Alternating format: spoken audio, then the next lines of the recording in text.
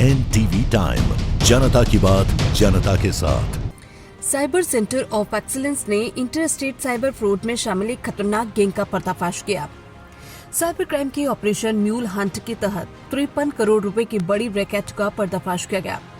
Cyber crime ने operation mule Hunt के तहत कार्रवाई करके करीबन 53 करोड़ 55 लाख रुपए के फाइनेंशियल फ्रॉड में शामिल 10 आरोपियों को गिरफ्तार किया है। ये गैंग पूरे भारत के अलग अलग राज्यों में एक्टिव था और उनके खिलाफ अब तक 132 शिकायतें दर्ज की जा चुकी हैं। सूचना के आधार पर cyber centre of excellence team ने आणंद और अहमदाबाद के अलग अलग इलाकों में छापेमारी कर कुल 10 आरोपियों को पकड़ा। जांच में पता चला कि ये गैंग साइबर फ्रॉड से पैसे लेने के लिए कुल 197 बैंक अकाउंट चला रहा था। गिरफ्तार आरोपियों में से 3 डायरेक्टर अकाउंट होल्डर के तौर पर काम कर रहे थे।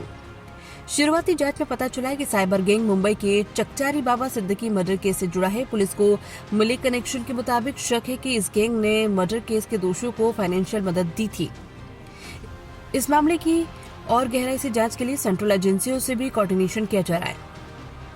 साइबर सेंटर ऑफ एक्सीलेंस के एसपी डॉक्टर राजदीप सिंह ज्वाला ने मीडिया को डिटेल देते हुए बताया कि ये गैंग बहुत सिस्टमैटिक तरीके से अपना नेटवर्क चला रहा था। ये पता लगाने की कोशिश शुरू कर दी गई है कि साइबर फ्रॉड से मिली 53 करोड़ 55 लाख रुपए की रकम कहां रखी गई है और इस नेटवर्क से और कौन कौन बड़े लोग जुड़े हैं। पूरी संभावना है कि आने वाले दिनों में इस गैंग के दूसरे मेंबर्स को भी गिरफ्तार किया जाएगा।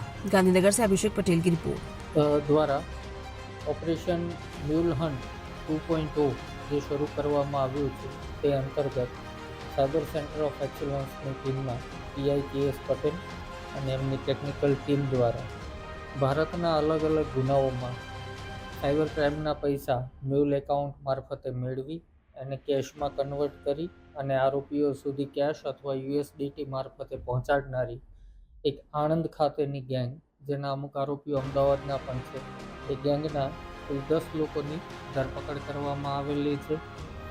આ ગેંગ દ્વારા અત્યાર સુધીમાં 132થી વધારે સાયબર ગુનાઓના પૈસાની લેવડ દેવડ કરવામાં આવેલી છે અને 197 બેંક અકાઉન્ટો આ ગેંગ ઓપરેટ કરતી હતી, જેમાં આશરે 53.55 કરોડ રૂપિયા સાયબર ક્રાઇમના આવેલા છે।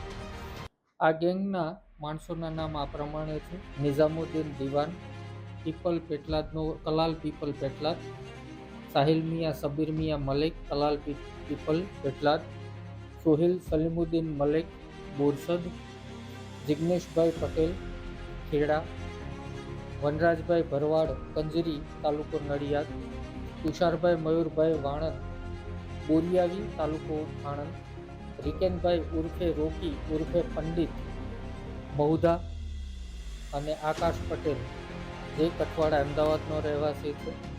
આ તમામ પૈકી આમાંથી 3 લોકો ખાતાધારકો છે, 3 લોકો હેન્ડલર તરીકેનું કામ કરતા હતા અને તુષાર વાણંદ અને રિકેન ઉર્ફે પંડિત જે છે એ USDT કન્વર્ટનું કામ કરતા હતા અને આકાશ પટેલ એ USDT ટ્રાન્સફર કરવાનું અને કન્વર્ટ કરવાનું કામ કરતા હતા। આ ગેંગની ખાસ બાબત એ છે કે આ ગેંગમાં પકડાયેલો સાહિલ મિયા સબીર મિયા મલેક નાઓએ અગાઉ પેટલાદના સલમાન વોરાના જે અકાઉન્ટ હતું કર્ણાટકા બેંકનું, આ બેંક અકાઉન્ટ એણે બાબા સિદ્દીકી મર્ડર કેસના જે આરોપીઓ હતા એને એણે પૂરું પાડેલું હતું, જે પણ વિગત આ તપાસ દરમિયાન ધ્યાન પર આવેલી છે।